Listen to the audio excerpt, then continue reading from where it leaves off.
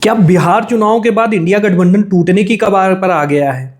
ऐसा पिछले कुछ दिनों से जो हो रहा है राजनीतिक घटनाक्रम उस ओर इशारा ही कर रहा है।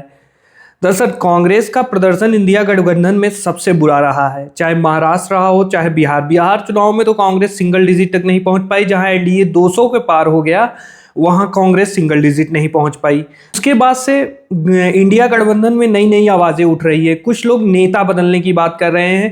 सपा के नेता जहां आवाज उठा रहे हैं कि अब इंडिया गठबंधन की कमान अखिलेश यादव को सौंप दी जाए, तो वहीं तमिलनाडु के स्टालिन भी इशारों में कांग्रेस पर हमला कर रहे हैं और कह रहे हैं कि जरूरत है कि जमीन पे काम किया जाए, योजनाओं को जमीन तक पहुंचाया जाए, तभी हम चुनाव जीत सकते हैं।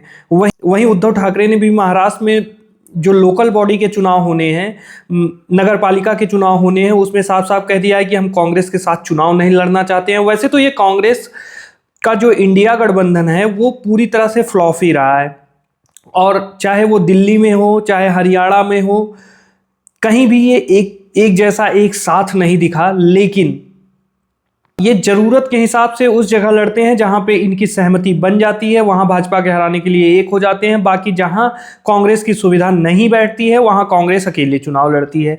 तो इस वजह से अब महागठबंधन में ये आवाज उठने लगी है कि महागठबंधन का नेतृत्व कोई दूसरा नेता करे, चाहे वो ममता बनर्जी हो, चाहे अखिलेश यादव हो, चाहे शरद पवार हो।